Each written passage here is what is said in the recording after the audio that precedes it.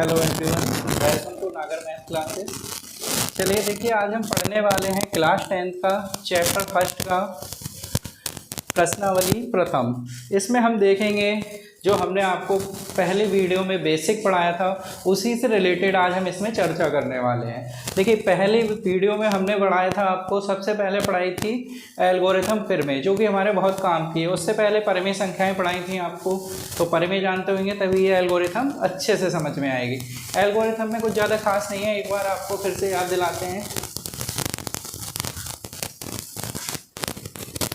देखिए, एल्गोरिथम में हमने केवल एक छोटी सी चर्चा की थी। हमने बताया था यहाँ पे जो भी होता था हमारा वो होता था भाज्य, इधर होता था भाजक, इधर आता था भागफल और नीचे बचता था शेषफल। तो हम भाज्य को A से प्रदर्शित कर देते हैं, भाजक को B से, भागफल को Q से, शेषफल को R से। तो इससे हमारी जो परिमेय बनती थी A बराबर BQ प्लस R बनती थी। R का मान 0 से बड़ा होता है हमेशा और छोटा होता था हमारा किससे, इस Q से छोटा होता है। ये होती है हमारी परिमेय।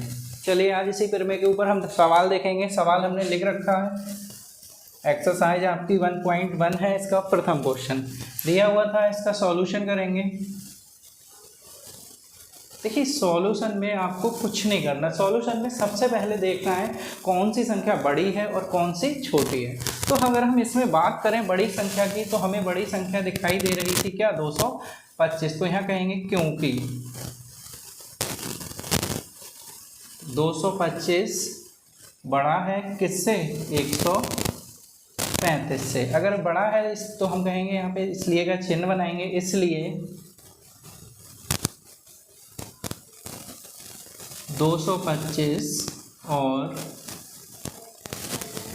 135 में यूक्लिड, देखिए पूरा लिखना चाहो तो पूरा लिख सकते हो, यूक्लिड विभाजन एल्गोरिथम प्रमेय, या फिर शॉर्ट में लिख सकते हो यूक्लिड प्रमेय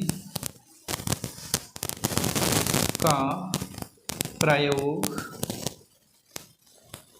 करने पर। जब देखिए हम इसमें यूक्लिड प्रमेय का प्रयोग करेंगे तो सबसे पहली चीज़ आपको याद रखनी है, हर एक स्टेप में आपको भाग करना है। भाग करेंगे किसको, 135 से भाग करेंगे हम किसके लिए, 225 के लिए। तो हम कहेंगे 135 एकम 135, 135 दूनी 270 हो जाएंगे। ज़्यादा हो जाएंगे तो कितना जाएगा, एक ही बार जाएगा, तो यहाँ जाएंगे 135, कितने बचेंगे, 0 बचेगा। इधर से एक दहाई ले लेंगे, 12 में से 3 गए तो 9 बच जाएंगे। यानी हम यहाँ पे लिखेंगे क्या, परिमेय क्या होती थी हमारी, A बराबर BQ प्लस R होती थी, अभी बताई थी। A हमारा क्या है, भाज्य था, कितना लिखेंगे, 225। चाहो तो यहाँ पे लिख सकते हो, ये A होता है, ये B होता है, ये Q होता है और ये R होता है। तो यहाँ पे 225 बराबर B कितना था हमारे पास, 135 इंटू Q का मान 1 आया प्लस R का मान कितना आ गया, 90। ये परिमेय हमारी चलती है किसके ऊपर, बताई थी आपको, शेषफल के ऊपर। तो शेषफल कितना बचा था यहाँ पे, 90 बचा था, तो 90 लिख दिया। यहाँ कहेंगे चूंकि शेषफल 90 बराबर नहीं है किसके, 0 के। जब 0 के बराबर नहीं है तो अब हम क्या करेंगे, इससे आगे भाग करेंगे किसको, 90 से भाग करेंगे 135 के लिए। बराबर नहीं है तो कहेंगे इसलिए क्या हो जाएगा, अब हमारे नए भाज्य और भाजक मिल जाएंगे हमारे लिए। तो कह सकते हैं 135 और 90 में पुनः यूक्लिड प्रमेय का प्रयोग करने पर। जब देखिए अब हम फिर से इसमें यूक्लिड प्रमेय का प्रयोग करेंगे तो क्या हो जाएगा। अब हम बात करेंगे 90 से भाग करें, 90 दूनी 180 होते हैं, तो 180 से भाग नहीं जा सकता, तो 90 एकम 90 ही होंगे। यहाँ पे 5 बच जाएंगे, यहाँ पे बचेंगे 4। तो हम यहाँ से कह सकते हैं सेम उसी में, अब ये A भी लिखने की जरूरत नहीं है, सीधा सीधा कह सकते हैं क्या, 135 बराबर 90 गुणा 1 प्लस 45। फिर से वही प्रोसेस, शेषफल 0 नहीं आया। जब शेषफल 0 नहीं होगा तो हमने आपको फिर से बता रखा था, कहेंगे चूंकि शेषफल 45 इट नॉट इक्वल्स टू 0, अगर ये बराबर नहीं है 0 के, तो फिर से अब क्या करेंगे, चलिए इधर आ जाते हैं, इसके बाद की थ्योरी को लिखें। तो फिर से आगे बढ़ेंगे, तो आगे बढ़ने के लिए हम कहेंगे शेषफल 0 नहीं है, इसलिए 90 और 45 में यूक्लिड प्रमेय का प्रयोग करने पर, देखिए अब हमारा क्या हो गया, 90 और 45, इसमें भी यूक्लिड प्रमेय का प्रयोग करेंगे तो फिर से अगर हमें क्या करना पड़ेगा, भाग करनी पड़ेगी। तो चलिए इधर ही कर लेते हैं। हमने कहा 45 से भाग करेंगे किसके लिए, 90 को, तो 45 दूनी 90 हो जाते हैं, यहाँ से शेषफल बच गया 0। तो यहाँ पे वही प्रमेय लगाएंगे, क्या थी, A बराबर B Q प्लस R। तो यहाँ लिख दोगे चूंकि शेषफल बराबर हो गया किसके, 0 के। देखिए अगर हमारा शेषफल बराबर हो जाता है 0 के, तो हमारी जो प्रमेय होती है यूक्लिड प्रमेय, वो यहीं पे रुक जाती है। तो हम कह सकते हैं इसलिए यूक्लिड प्रमेय यहीं रुक जाती कह सकते हो, या इसकी जगह एक और नया शब्द बोल सकते हो, क्या, समाप्त हो जाती है। अब देखिए यूक्लिड प्रमेय समाप्त होगी, लेकिन हमसे क्या पूछा गया था, हमसे पूछा गया था संख्याओं का HCF ज्ञात कीजिए। अब HCF ज्ञात करना था तो प्रमेय समाप्त हो गई। अब हम HCF कैसे बताएंगे इसका, तो HCF बताने के लिए हम कहेंगे यहाँ पे, क्योंकि इस समय इसका भाजक क्या था, हमने बताया था ये होता था भाज्य, ये होता था भाजक। तो हम कहेंगे क्योंकि इस समय इसका भाजक क्या है, 45 है, तब HCF ऑफ किसका HCF याद करना था, 135 और 225 का कितना आ गया, 45। यही क्या होगा, हमारा आंसर हो जाएगा। देखिए अब ये क्वेश्चन हमने पूरा बेसिक तरीके से स्टेप टू स्टेप सॉल्व किया है। अगर ये क्वेश्चन आपकी समझ में आ गया तो इसके आने वाले 2 खंड हैं, सेम इसी प्रकार से आप लोगों ने सॉल्व कर सकते हो। तो चलिए देखो, ये पहला खंड हमारा कंप्लीट हो जाता है, इसे रफ करते हैं और नेक्स्ट खंड की ओर बढ़ते हैं।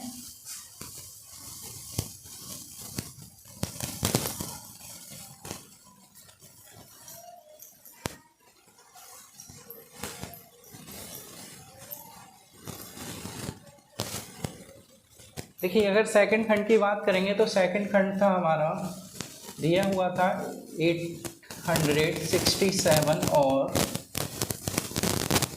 255। इसको भी हमें क्या करना था, सेम यूक्लिड प्रमेय से सॉल्व करना था। तो चलिए अब हम इसे थोड़ा जल्दी जल्दी देखेंगे। पहला सवाल हमने आराम से देख लिया। क्या बताया था, सबसे पहले हमने कहा था हम यहाँ लिखेंगे क्योंकि 867 इज ग्रेटर देन 255, यानी 867 बड़ा है 255 से। जब बड़ा है तो यहाँ कहोगे इसलिए 867 और 255 में किसका, यूक्लिड प्रमेय का प्रयोग करने पर। अब देखिए इसमें यूक्लिड प्रमेय का प्रयोग करेंगे हम, तो कैसे करेंगे, अभी बताया था। सबसे पहले भाग कर लीजिए, तो हम कहेंगे 255 से भाग करेंगे किसके लिए, 255 से भाग करेंगे 867 के लिए। अब देखो 255 से तो हम भाग नहीं कर सकते, हम एक तरीके से 25 का जानते हैं, तो 25 अट्ठे 200 होते थे, तो इसमें कितने बार जा सकते हैं हमारे, इसमें गुणा करके देखिए कितने बार जा सकेंगे मैक्सिमम। तो इसमें अगर हम बात करें हमारे जा सकते हैं कम से कम 3 बार तो चले ही जाएंगे। तो ट्राई करके देखते हैं। 255 की 3 से कर लेते हैं, 3 5 15 के 5 हासिल, 3 15 16 का 6 हासिल, 1 3 दूनी 6 और 1 7, 765 हो गए, जा सकते हैं। तो यहाँ कहेंगे 765, कितने बचेंगे, 2 बच जाएंगे। यहाँ पे 6 में से 6 गया 0 और यहाँ बच जाएगा 1, यानी 102 बच गए। तो हम क्या कहेंगे, वही बताई थी a बराबर BQ प्लस R। तो यहाँ पे a का मान कितना था, 867 बराबर 255 इंटू कितने 3 बार डाले थे, 3 टाइम्स किया था, इंटू 3 प्लस R क्या बच गया 102। फिर से वही प्रोसेस लगाओगे, क्या कहोगे, क्योंकि शेषफल 102 बराबर नहीं है किसके, 0 के, इसलिए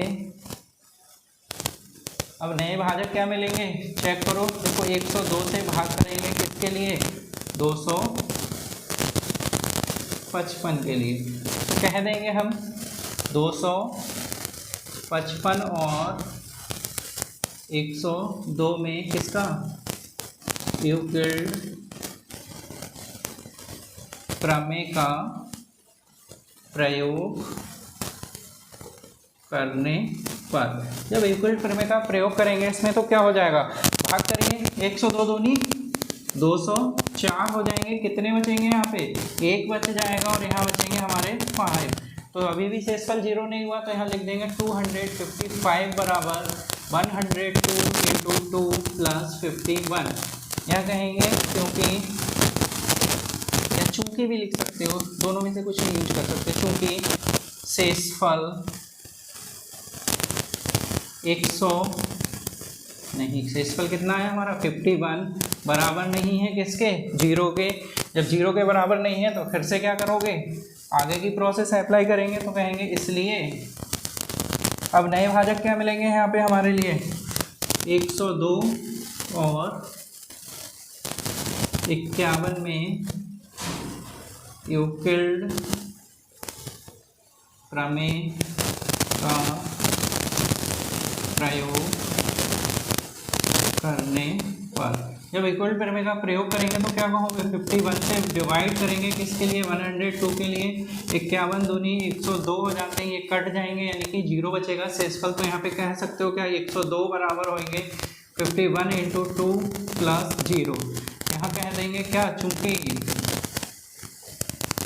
शेषफल बराबर है 0, इसलिए क्या हो जाएगा, यूक्लिड प्रमेय यही क्या हो जाती है, समाप्त हो जाती है। आगे की लैंग्वेज क्या बताई थी, कहेंगे क्योंकि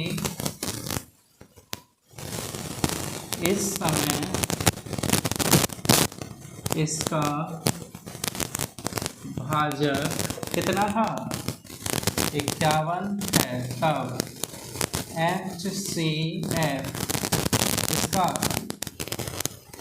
867 और 255 कितना आ जाएगा 51। यही क्या हुआ हमारा आंसर हुआ। समझ में आ गया, उम्मीद करते हैं आप लोगों के। देखिए इसी तरीके से हमारा सेकंड खंड कंप्लीट हो गया और इसके बाद हम बात करेंगे थर्ड खंड की। तो थर्ड खंड क्या था हमारा, चलिए इसे रफ करते हैं और जल्दी से थर्ड खंड की ओर बढ़ते हैं। देखिए इनमें थ्योरी ज़्यादा है तो वीडियो लंबी होती है इसी चक्कर से, लेकिन पढ़ना है तो सब कुछ करना है।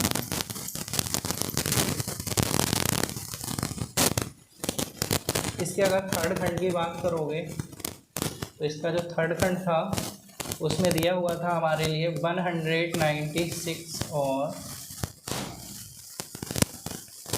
38220, ये दिया हुआ था हमारा थर्ड खंड। अब इस थर्ड खंड में भी वही प्रोसेस रहेगी, क्या, सॉल्यूशन डाल लो इसका।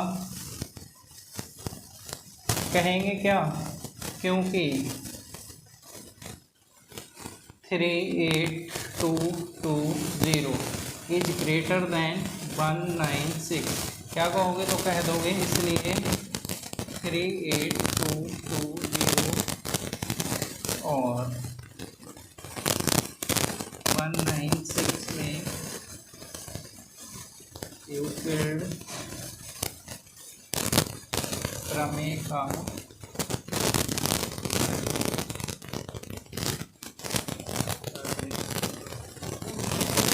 प्रयोग करेंगे हम तो क्या होगा, भाग कर लेते हैं। 196 भाग करेंगे 38220। अब देखो इसमें बहुत बड़ी सी डिजिट आ गई। अब बड़ी सी डिजिट आ गई तो घबराना नहीं है, भाग आसानी से कर सकते हैं। जो नॉर्मल तरीका था भाग करने का हमारा, हम उसको भी फॉलो कर सकते हैं। तो चलिए इसे हम थोड़ा सा नॉर्मल तरीके से ही फॉलो करके भाग को आगे बढ़ाते हैं।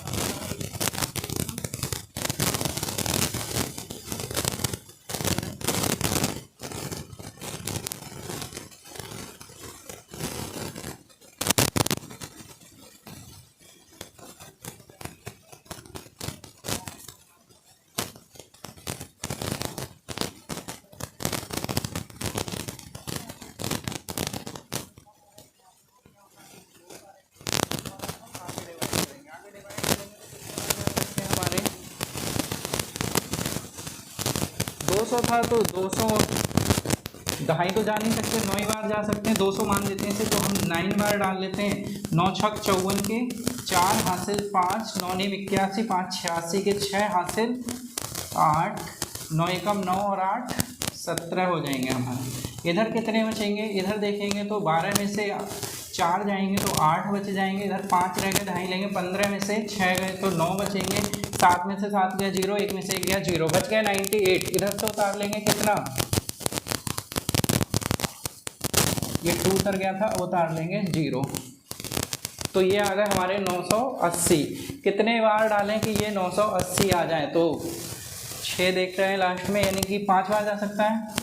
5 से करेंगे, 5 छक 30 का 0 हासिल लगे 3, 5 45 और 3 48 के 8 हासिल 4, 5 एकम 5 और 4 9, ये कट गया। तो देखिए ये पूरा एक ही बार में कट रहा है। बड़ा था इसलिए हमें इतना लंबा प्रोसेस करना पड़ा, वरना छोटा भी हो सकता था। तो डायरेक्ट लिख सकते हो, हमें तो पता ही थी A बराबर BQ प्लस R। A क्या होता था, ये A होता था, ये B होता था, ये Q होता था और ये R बचता था हमारा। तो हम क्या कहेंगे यहाँ पे, A का मान था 38220 बराबर, B का मान था 196 इंटू कितना आया 195 प्लस शेषफल क्या बच गया 0। तो यहीं पे डायरेक्ट कह दोगे क्या, चूंकि शेषफल बराबर है किसके, 0 के, इसलिए क्या हो जाएगा, यूक्लिड प्रमेय यहीं समाप्त हो जाती है। तो हो गए, क्योंकि इस समय इसका भाजक कितना था 196, तो 196 है। तब HCF किसका चाहिए था, HCF 196 और 38220 कितना आ जाएगा 196। ये क्या हुआ, हमारा आंसर हो गया। तो ये सवाल ज़्यादा ही सिंपल था, एक ही बार में कट गया, एक ही स्टेप में हमारा समाप्त हो गया, कोई दिक्कत नहीं होनी चाहिए। चलिए इसी के साथ हमारा ये क्वेश्चन कंप्लीट होता है पहला, और बढ़ेंगे अब नेक्स्ट क्वेश्चन की ओर।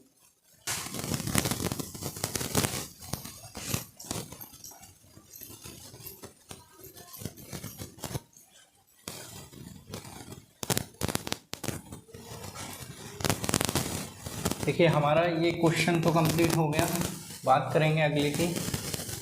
अगले क्वेश्चन नंबर 2। चलिए तो इस क्वेश्चन का हम सॉल्यूशन देखते हैं। इसमें ये क्वेश्चन अभी वाले जो सीखे थे उसके अपोजिट रहेगा, ध्यान से समझिएगा। देखो ये क्वेश्चन होंगे, इनमें हमें मानना पड़ेगा, पहले इसको धन पूर्णांक की बात की गई थी तो हम मान लेते हैं, माना कोई धनात्मक पूर्णांक ए है। और देखिए जो b का मान लेंगे हम, b का मान हम इसे देख के लेंगे। अगर यहाँ 6q है तो 6 ले लेते, 5q होता तो 5 ले लेते, 7 होता 7 ले लेते।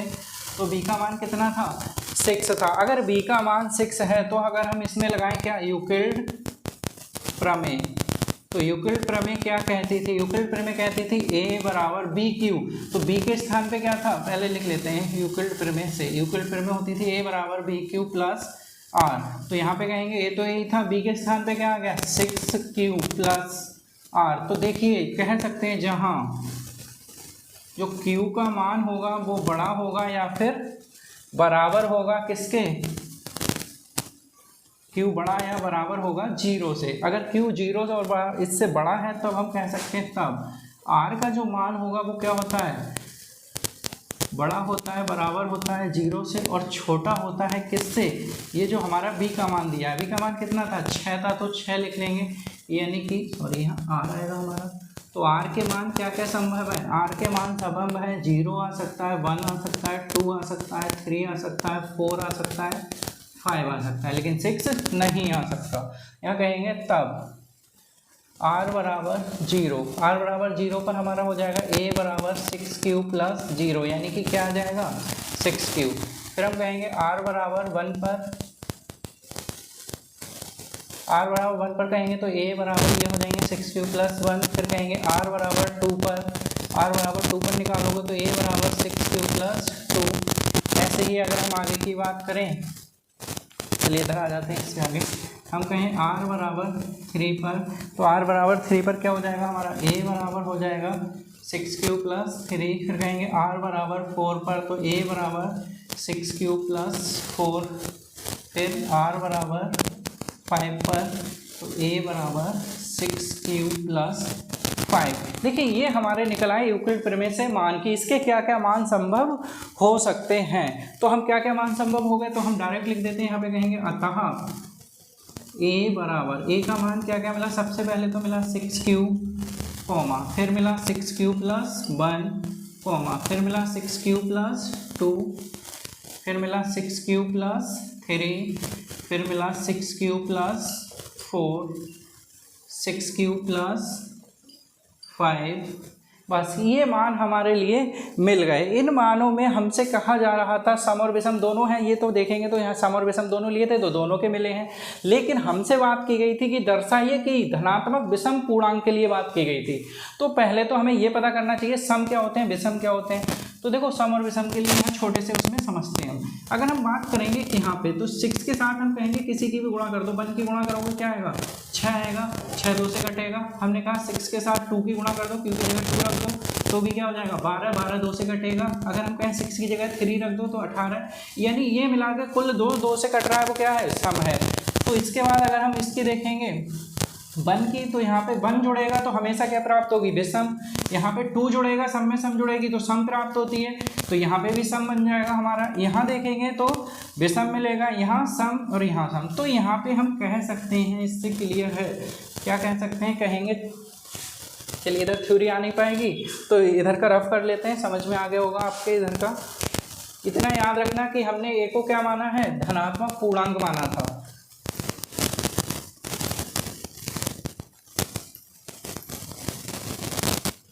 चलिए तो इसके बाद हम यहाँ पे कह सकते हैं, हम कहेंगे चूंकि ए एक विषम पूर्णांक है। जब ये विषम पूर्णांक होगा तब, या इसलिए कह दो, इसलिए ये है 6q comma 6q plus 2 comma 6q plus 4 के रूप का नहीं हो सकता। नहीं हो सकता, क्यों नहीं हो सकता कहोगे, क्योंकि यह 2 से विभाज्य है, इसलिए नहीं हो सकता भाई। तो किस रूप का होगा, तो कहेंगे अतः ये है किस रूप का होगा? क्या क्या बच गया इसके बाद हमारे? बच गए क्या? 6 प्लस 1 या 6 प्लस 3 या 6 प्लस 5 के रूप का होगा। यानी कि हमने सिद्ध कर दिया कि ये किस रूप का होगा, इसका होगा। क्यों होगा? तो कह सकते हो क्योंकि यह 2 से विभाज्य नहीं है। जब ये 2 से विभाज्य नहीं है तो इस रूप का होगा, तो ये क्या कह दोगे? यहाँ कह दोगे प्रूव्ड। ये हो गया हमारा सिद्ध कि ये इस रूप का होगा। तो चलिए देखिए, ये भी क्वेश्चन हमारा कंप्लीट हो जाता है, क्वेश्चन नंबर 2। और इसके बाद हम बात करने वाले हैं क्वेश्चन नंबर 3 की। चलिए इसे रफ करते हैं जरा जल्दी से और बात करेंगे क्वेश्चन नंबर 3 की।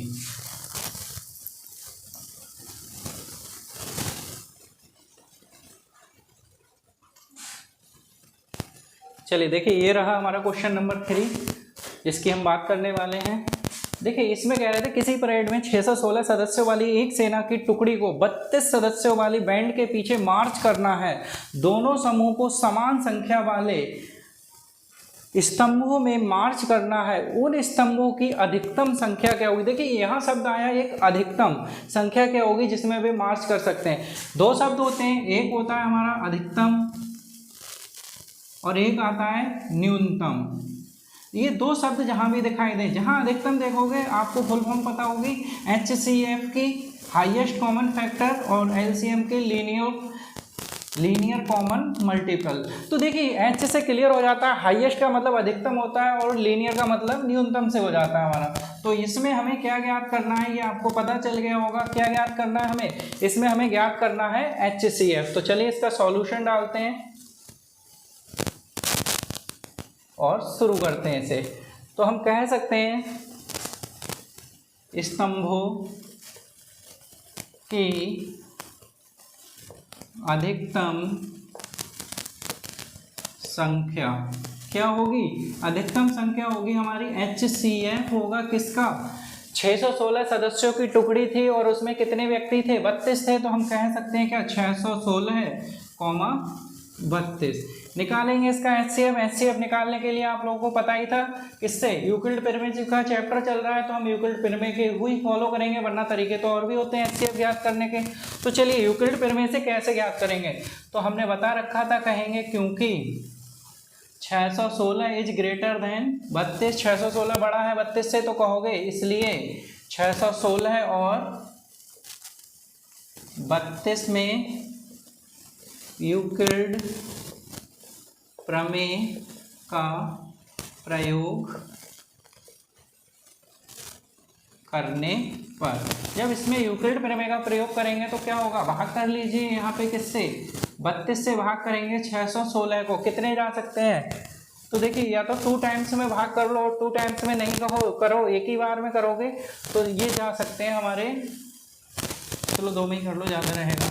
32 दूरी कितने हो जाएंगे? 64 हो जाएंगे। नहीं जा सकते तो हम कहेंगे 32 से कम 32 यहाँ बच जाएंगे, 11 में से 2 गए तो 9 बचेंगे और इधर देखेंगे 5 में से 3 गए तो 2, 29 बच गए। इधर से कितने उतार लेंगे? 6। अब हो गए हमारे 296। 296 में हम भाग कर सकते हैं किससे? अगर हम 30 देखेंगे तो 30 नहीं 300 होते हैं, कम थे तो हम जा सकते हैं 9 से जा सकते हैं इसमें। 9 दूनी 18 का 8 हासिल लगा 1, 9 3 27 और 1 28, कितने बच गए यहाँ? 16 में से 8 गए तो 8 बच गए, यानी अभी भी 8 शेष बच गया। तो फिर में क्या होती थी? A बराबर BQ प्लस R होती थी। ये A होता था, ये B होता था, ये Q होता था और ये R होता था। तो A का मान कितना आ गया? 616 बराबर होंगे B कितना था हमारा? 32 गुणा 19 प्लस R का मान था 8। यहाँ कह दोगे चूंकि शेषफल कितना है? 8, जो कि बराबर नहीं है 0 के। जब ये 0 के बराबर नहीं होगा तो हमें फिर से लगानी पड़ेगी इसमें क्या? यूक्लिड प्रमेय। तो कह देंगे, चलिए यहीं पे लिख लेते हैं थोड़ा सा, कहेंगे इसलिए नए भाज्य और भाजक क्या मिलेंगे हमारे लिए? मिल जाएंगे 32 और 8 में यूक्लिड प्रमेय का प्रयोग करने पर। एक शब्द यहाँ ये भी जोड़ सकते हो 32 और 8 में पुनः, यूक्लिड प्रमेय का प्रयोग करने पर। तो लिख सकते हो जैसे भी लिखना चाहो। तो पुनः प्रयोग करेंगे तो क्या करेंगे हम 8 से भाग करेंगे किसके लिए 32 को, 8 चौक 32 समाप्त हो जाएंगे यानी बचेगा शेष 0। तो यहाँ पे क्या कहोगे, कहेंगे 32 बराबर 8 गुणा 4 प्लस 0। यहाँ कह देंगे चूंकि शेषफल बराबर है 0 का, इसलिए क्या होगा यूक्लिड प्रमेय यहीं समाप्त हो जाती है। जब ये यहीं समाप्त हो जाएगी, समाप्त हो गई तो कहोगे क्योंकि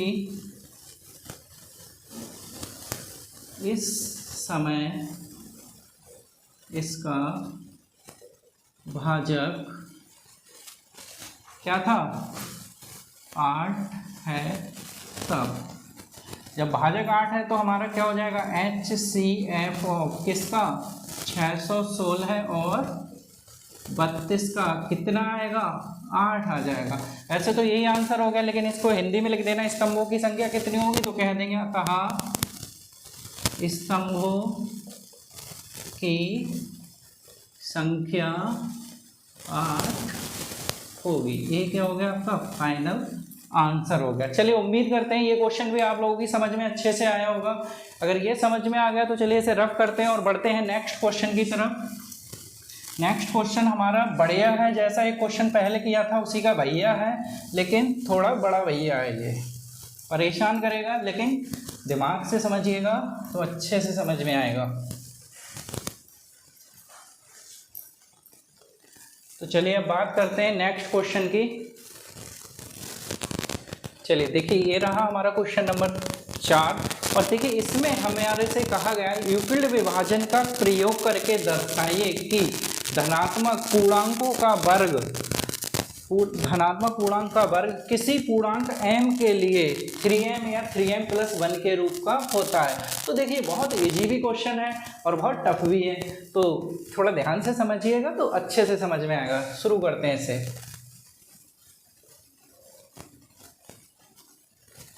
सॉल्यूशन देखिए इसमें हमें कुछ नहीं करना, जैसे पिछला सवाल किया था उसी की तरह हम मान लेंगे, माना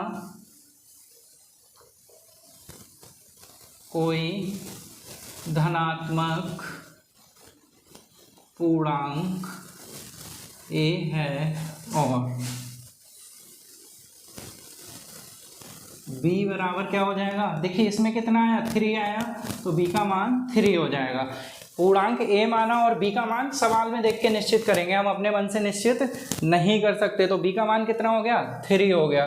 कहेंगे तब किससे यूक्लिड प्रमेय से। यूक्लिड प्रमेय क्या होती थी हमारी, होती थी a बराबर BQ प्लस R, a बराबर BQ प्लस R के रूप की होती थी। तो क्या कहोगे यहाँ पे a का मान पता नहीं तो ये ऐसा ही रहेगा, b की जगह क्या आ सकता है हमारा, b की जगह आ सकता है 3Q प्लस R, ऐसा ही छोड़ो। कहोगे जहाँ ये जो हमारा Q होगा इसका मान क्या होगा, तो जो Q होगा उसका मान बड़ा होगा या बराबर होगा किसके 3 के। और तब जब ये बड़ा बराबर होगा कहेंगे तब जो R होगा R का मान हो जाएगा हमारा बड़ा या बराबर होगा किसके 0 के, और छोटा होगा किससे 3 से। तो क्या हो सकता है, यानी कह सकते हैं तो होगा R बराबर हो सकता है या 0 आ सकता है या 1 आ सकता है या फिर 2 आ सकता है। केवल यही 3 मान निश्चित हो सकते हैं, इससे ज़्यादा कुछ निश्चित नहीं होगा। यहाँ कहेंगे तब R बराबर 0 रखने पर कहाँ रखना है, इस प्रमेय के अंतर्गत रखना है हमारे लिए। अगर इसे समीकरण 1 कहते हैं तो उस समीकरण से भी सॉल्व कर सकते हैं। तो कहेंगे a बराबर 3Q प्लस R का मान क्या हो जाएगा 0, यानी इससे निकल के आ जाएगा हमारा 3Q। फिर अगर हम बात करेंगे a बराबर कह सकते हो R बराबर 0 के बाद 1 रखने पर, जब 1 रखेंगे तब क्या हो जाएगा, तो कहेंगे a बराबर 3Q प्लस 1 हो जाएगा। फिर कहोगे R बराबर 2 रखने पर, जब R बराबर 2 रखेंगे तो क्या हो जाएगा, तो कहोगे a बराबर 3Q प्लस 2 हो जाएगा। इस तरीके से ये हमारे लिए इतना कंप्लीट मिल गया। फिर क्या करेंगे इसके बाद हम कहेंगे, यानी कहेंगे तब ए बराबर क्या क्या निकल के आया, ए का मान जो होगा वो या तो किस रूप का होगा, 3q हो सकता है, या 3q प्लस 1 के रूप का होगा, या किस रूप का होगा, 3q प्लस 2 के रूप का होगा। ये 3 मान निकल के आ गए हमारे। लेकिन हमसे क्या पूछा गया था, हमसे कह रहे थे किसी धनात्मक पूर्णांक का वर्ग, किसी पूर्णांक, देखो वर्ग की बात की गई थी, यहाँ कहेंगे तब पूर्णांकों का क्या कर दें, वर्ग करने पर। देखिए जब हम वर्ग करेंगे तो क्या होगा, इधर तो हो जाएगा ए स्क्वायर, इधर कह दोगे 3q का स्क्वायर, या इसको कहोगे तो क्या 3q प्लस 1 का स्क्वायर, या 3q प्लस 2 का स्क्वायर। देखो या तो ऐसे बारी बारी से सॉल्व कर लो, बारी बारी से नहीं करो तो एक साथ भी सॉल्व कर सकते हैं, एक साथ के लिए थोड़ा माइंड चाहिए होगा। तो पहले तो हम यहाँ कह देते हैं क्या, चूंकि हमें ज़रूरत है ए प्लस बी के होल स्क्वायर की। क्या होता है इसका फॉर्मूला, ए प्लस बी का होल स्क्वायर। तो ए प्लस बी के होल स्क्वायर की बात करेंगे, A square plus B square plus 2ab, ये होता था। चलिए अब इसे अगर हम रब कर लेते हैं थोड़ा सा, जिससे कि अच्छे से समझ में आ जाए। स्टार्टिंग का तो समझ में आ गया होगा, तो इसे रब कर लेते हैं हम पहले।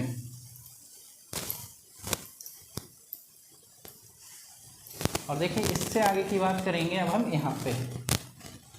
तो ए स्क्वायर तो हमारा क्या रहेगा, ए स्क्वायर ही रहेगा, बराबर 3q का स्क्वायर करेंगे तो क्या हो जाएगा, 9q स्क्वायर हो जाएगा, या इसका होल स्क्वायर खोलेंगे तो क्या होगा, ए स्क्वायर तो कह दोगे क्या 3q का स्क्वायर प्लस बी स्क्वायर यानी 1 का स्क्वायर प्लस 2a, ए के स्थान पे क्या है 3q प्लस बी के स्थान पर 1, फिर लगता हो गए, या इसकी जगह कहेंगे तो क्या 3q का स्क्वायर प्लस 1 की बजाय क्या था यहाँ 2, तो 2 का स्क्वायर प्लस 3 नहीं 2a और b के स्थान पे आ गया हमारा 2। तो ये हो गया हमारा कंप्लीट। अब इसे नीचे वाले को रब कर लेते हैं, इसकी कोई ज़रूरत नहीं रही, और इससे सॉल्व करते हैं। तो देखिए ये तो हमारा ऐसा ही रहेगा क्या, 9q स्क्वायर, या इसे कह सकते हैं 9q का स्क्वायर प्लस 1 का 1 ही रहेगा, प्लस 3 दूनी 6q हो जाएंगे, या इसे देखेंगे तो इसे कह सकते हो क्या 9q का स्क्वायर प्लस 8 प्लस 2 दूनी 4 और 4 तियाँ 12q हो जाएंगे। अब देखो इसे थोड़ा सा शॉर्ट फॉर्म में बदलने के लिए हमने कहा अगर हम इसे लिख दें 3 इंटू 3q का स्क्वायर कोई फर्क नहीं पड़ेगा, या इसमें हमने कहा 9q स्क्वायर को पड़ोस में लेके आओ, इसके पड़ोस में लिख दिए 6q और 1 कर दिया अलग, इधर कहा, या इसे कहा 9q स्क्वायर प्लस 12q लिखे, और ये 8 थे, 8 में 3 का गुणज क्या मिलता है, 6 मिलता है। 6 से पहले देखेंगे तो हमें कितना चाहिए था, हमें चाहिए था सिद्ध करने में क्या 3q प्लस 1 के रूप का था, तो चलिए 1 के रूप के लिए हमें क्या चाहिए होगा,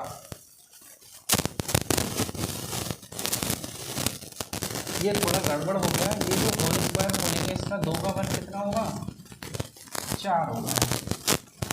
तो हमें अगर बात करें 4 की बात करेंगे तो 4 में क्या 3 मिलता है, और 1 को क्या कर देंगे हम अलग कर देंगे।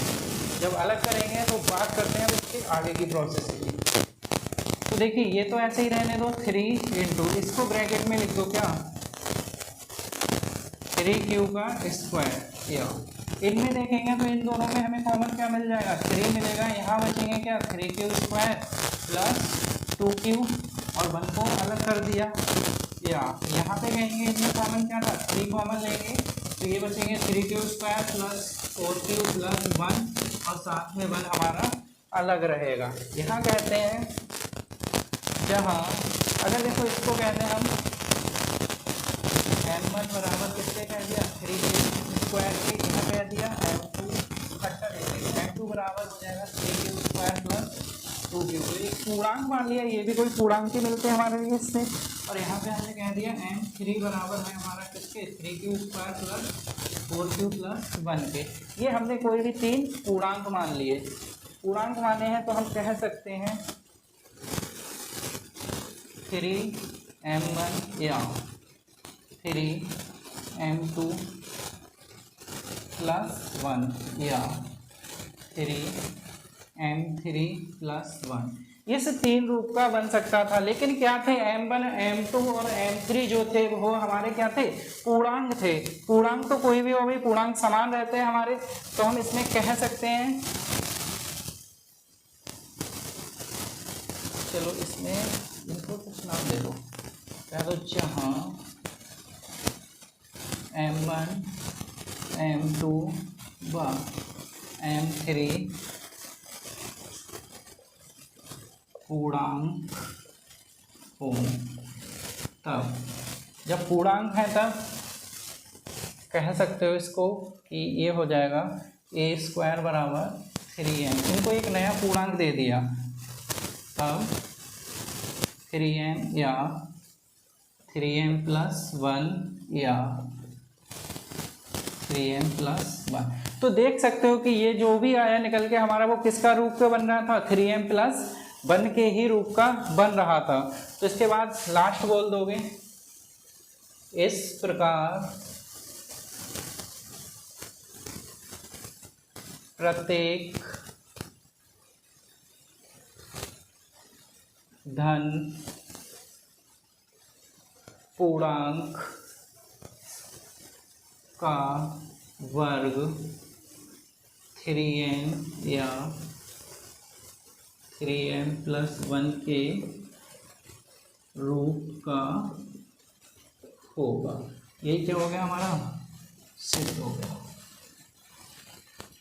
चलिए देखिए, ये आपकी समझ में आ गया होगा। अगर दिक्कत हुई होगी तो थोड़ी सी यहीं पे हो सकती है, m1 m2 m3। तो देखो इसको थोड़ा सा क्लियर कर लेते हैं। m1 भी हमारा क्या था, एक पूर्णांक था, तो हम इसे भी m को भी पूर्णांक ही डिनोट करते हैं। m2 भी क्या था, पूर्णांक था, तो इसे भी हमने एक पूर्णांक मान लिया। m3 भी क्या था, पूर्णांक। तो कोई भी पूर्णांक से किसी भी पूर्णांक को भी पूर्णांक के बराबर लिख सकते हैं। तो इससे ये क्वेश्चन हमारा क्लियर हो जाता है कि ये कोई भी पूर्णांक का वर्ग करेंगे तो किसी भी पूर्णांक का वर्ग हमारा जो मिलता है वो 3m या 3m+1 के रूप का मिलता है। देखो अब यहाँ m दिया था, m के बजाय कुछ भी नाम दे सकता है, p दे सकता है, q दे सकता है, r दे सकता है, कोई भी नाम आए घबराना नहीं है, बस स्टेप बाय स्टेप इसको सॉल्व करना है। चलिए, तो ये क्वेश्चन उम्मीद करते हैं आपकी समझ में आ गया होगा। इसके बाद बढ़ते हैं हम इस एक्सरसाइज के अंतिम सवाल की ओर।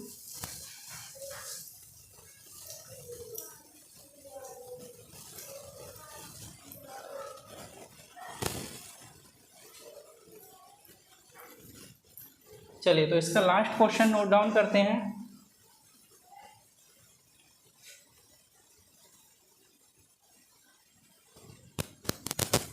चलिए, तो ये लास्ट क्वेश्चन है हमारा इस एक्सरसाइज का, इसे और देखते हैं, फिर ये एक्सरसाइज समाप्त करेंगे। देखिए, इसमें बात करेंगे व्यावहारिक प्रमेय का प्रयोग करके दर्शाइए कि किसी धनात्मक पूर्णांक का घन 9m और 9m+1 या 9m+8 के रूप का होता है।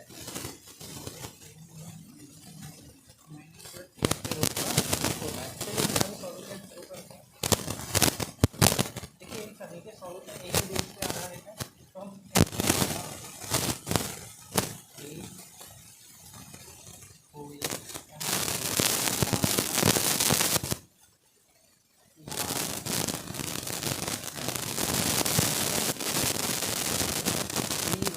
हमने कहा था ये संख्या लेंगे, लेकिन इसमें हम लेते हैं 3। क्यों लिया 3? आपको बात आई होगी। तो देखिए, अगर हम 9 की बात करें तो 9 के फैक्टर क्या होते हैं, 3 × 3 हो सकते हैं, यानी सेम फैक्टर बन रहे थे। सेम फैक्टर हो तो हम एक संख्या ले सकते हैं। अगर यहीं पे क्या होता 5 होता तो क्या 5 को फैक्टर कर सकते हो, क्या बनेंगे 5 × 1 बनेंगे। तो 5 है एक तरफ बने, सेम नहीं है, तो हमें क्या लेना पड़ता है, मजबूरी में 5 लेना पड़ता है। इसलिए हमारा सेम था, तो इसलिए हम क्या ले सकते हैं, 3 ले सकते हैं। तो 3 लेने का रीजन समझ में आ गया। या करते यहाँ पे लिख देते हैं कि 9 के जो 2 फैक्टर होंगे वो 3 और 3 लगेंगे, इसलिए हम लोग क्या लेते हैं, 3 लेते हैं। चलिए, तो आगे की बात करेंगे। ये 3 हो गया, कहेंगे साहब इसका प्रमेय का प्रयोग करने। तो यूक्लिड प्रमेय का प्रयोग करेंगे तो वो होती है a बराबर b³ + r। तो इसमें जो बात करेंगे हम कहेंगे जहाँ q का जो मान होगा वो बड़ा होगा, बराबर होगा 3 के, तब जो r होगा वो बड़ा होगा या बराबर होगा 0 से, छोटा होगा, इससे 3 के मान क्या 0, 1 और 2 संभव हो सकता 0 1 2 हो, इसलिए हम समीकरण फर्स्ट कहेंगे तब समीकरण 1 से क्या हो जाएगा r बराबर जब r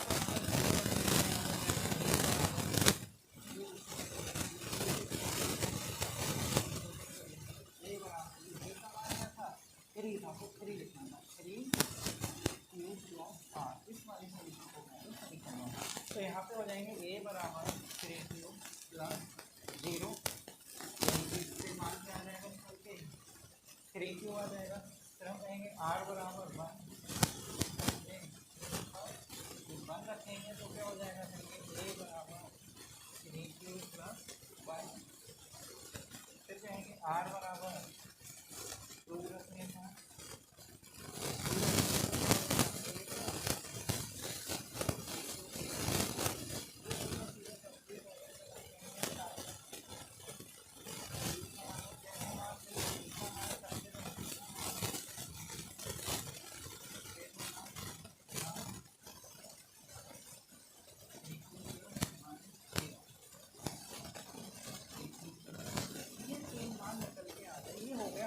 छोटा सा प्रॉब्लम। लेकिन बात किसकी करनी थी, बात करनी थी किसी बताइए किसी नाशक पूरा का घन क्या होता है, जो घन की बात आई घन का मतलब होता है हाथ की, घन की बात करते थे क्या